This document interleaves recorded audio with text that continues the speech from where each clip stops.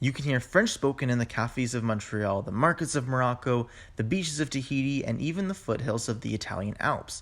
With almost 275 million speakers in 2014, according to the Organisation of la Francophonie, French is one of the most widely spoken languages in the world, making it a popular language for people to learn. But where did it come from? French developed as a dialect from Latin over the past 2,000 years, and in this video we're going to look at how and why Latin evolved into French as we know it.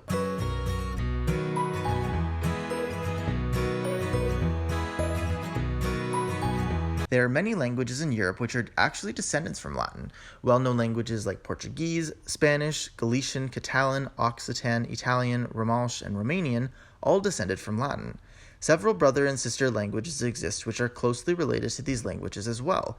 But what do we really know about their origins? To understand where French came from, we need to travel back in time. It's around 100 BCE in Northern Europe, in regions now found in modern-day Germany and France. This part of the world during this time is ruled primarily by a group of tribes which collectively are known as the Gauls.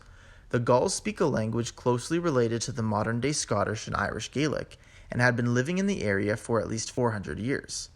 At the decline of their rule, Julius Caesar, from the flourishing Roman Republic, led the Roman army into the territory of the Gauls a few decades after 100 BCE. Towards 50 BCE, Julius Caesar wins his campaign and annexes Gaul as a province of the Roman Republic. Over the decades, Latin-speaking civilians and officials from the Roman Empire begin to settle in the newly annexed province of Gaul. Since Latin was the official language of government, the Gaul natives who belonged to the elite parts of society started to learn to speak Latin. Latin also became across Europe a lingua franca, or a language to facilitate trade between speakers of two different languages. Over time, more and more people began to speak Latin to such an extent that the Gaulish language was eventually not spoken, ultimately dying out in the 6th century. Since Latin and Gaulish existed side by side for a few centuries, they began to influence each other. When the Roman Empire fell, it fragmented the Latin language across the empire and even eliminated it in some regions. Some of the German tribes, primarily the Franks and the Alemanni, invaded Gaul at the fall of the Roman Empire, but they did not force the inhabitants to speak their language. Instead, the Franks and the Alemanni eventually began to learn to speak this Gaulish Latin. The combination of the language of the Germanic tribes and the Gaulish language with Latin eventually led to the emergence of new dialects of Latin, collectively known as Gallo-Romance. Did you know that in some parts of the world it is common for one language to be spoken in one domain of social life, and another language is spoken in another domain of social life? For example, in many parts of Jamaica, people will switch between speaking Standard English and Jamaican Patois, which is a Creole of English a few centuries old. English is spoken with government interactions or in the media, while Patois is spoken in more familiar situations like with friends or family.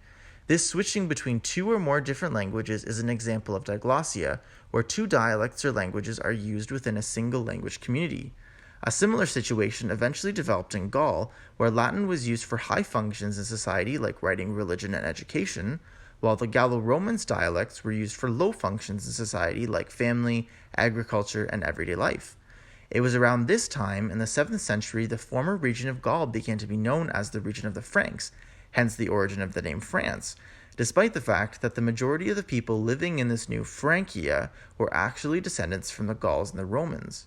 As time went on, the difference between Latin and the Gallo-Romance dialects became so different, especially in the north, that in the 8th century it was getting harder for people to understand Latin without specifically learning to speak it. Gallo-Romance had become so different from Latin that the Catholic priests who, historically, had been preaching only in Latin, began to preach in Gallo-Romance in many parts of northern France so that more people could understand them. In 842 CE, the Strasbourg Oaths, which were a pledge of allegiance between the ruler of East Francia and West Francia, were written in Latin, German, and Gallo-Romance. This document is the first written proof that we have of a language distinct from Latin. In southern France, by the 11th century, Gallo-Romance speakers were still able to understand Latin fairly well, as they were grammatically pretty similar. Nonetheless, they were still regarded as two separate languages. During this time period, the southern dialects began to collectively be referred to as les langues d'oc, or the Oc languages, Oc being the word for yes in these dialects, while the northern dialects were collectively referred to as les langues d'oil, or the Oil languages, oil eventually becoming oui, being the word for yes in the northern dialects. Across all of Europe, this time period brought about lots of societal change, brought about by a number of reasons, such as the fact that external threats of invasion by Vikings or other groups were no longer present, technological innovations like water mills increasing agricultural production, along with demographic changes and economic prosperity. This societal change led to an increase in literacy and the usage of writing systems specific to the different Gallo-Romance dialects. This time period also gave rise to a new class of people, the bourgeoisie. The bourgeoisie contributed greatly to the literature and art of the courts of the aristocracy. New literature, particularly in southern France, began to appear in the Languedoc dialects instead of in Latin. By the end of the 13th century, documents written in le Languedoc and le Langue d'Oil far outnumbered the documents written in Latin. Now that we've established how Latin sprouted off into different languages, let's take a look at how the Parisian dialect of Gallo-Romance was selected as the national standard of French. In the 14th century, the economy in many of the northern towns began to worsen, except for Paris, which was the largest city at the time. Because of this, the Parisian dialect, eventually known as French or François at the time, gained high prestige. Normally, when a dialect or linguistic variety is considered to be prestigious by a group of speakers, that variety sets the norms and the standards of the language. Look at British English, for example. For a long time, Britain set the norms of English spelling and grammar up until recently. Because of the high prestige of the Parisian dialect of French at the time, it was regarded as the best language in which to write different forms of literature. As a result, the Parisian pronunciation and spelling became the majority language of the Langue d'Oil region in northern France around the 14th and 15th centuries. The success of the French language and literature overshadowed the early success of the literature produced in the Languedoc dialects of the south of France. Towards the 15th century, French earned more prestige across Europe as it became considered to be a language of learning, after Latin of course.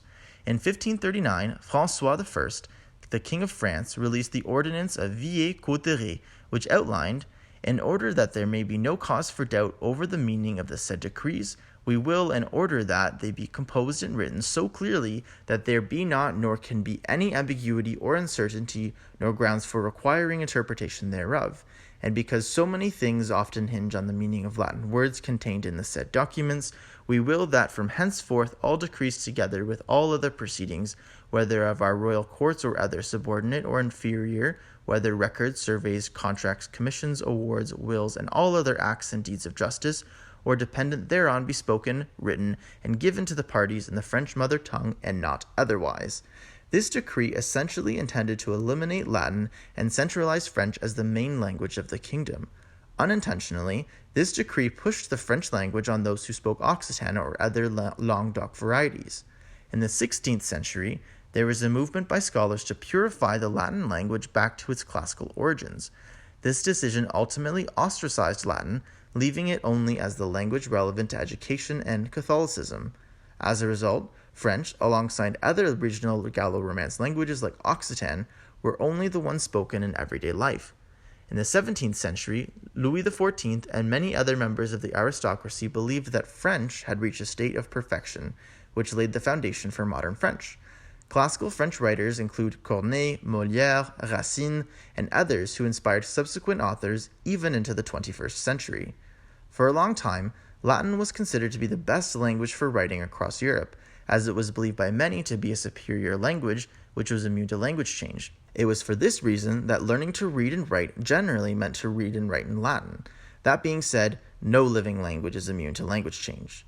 Looking back on the history of the development of French and other Romance languages, the Latin spoken in Gaul was actually quite different from the Latin studied and spoken by scholars with origins in ancient Rome. Even the formal Latin spoken in French through the Dark Ages would have been very much a slang variety of the Latin spoken in Rome centuries before. It was only until a few centuries ago, with the purification of Latin during the Renaissance, that Latin returned to its classical roots in France. One question that we didn't really answer in this video was, at what point did the people living in Gaul or France stop speaking Latin and start speaking French? And the truth is that they didn't stop speaking Latin. Latin continued to be spoken by the public, and it transformed over time with influences from Gaulish and German, and eventually transformed into Gallo-Romance, then into French. At the same time this transformation was taking place, scholars and religious officials continued to speak and produce literature in an old variety of Latin from the time of Julius Caesar, which they attempted to protect from language change. If you like this video, give it a thumbs up.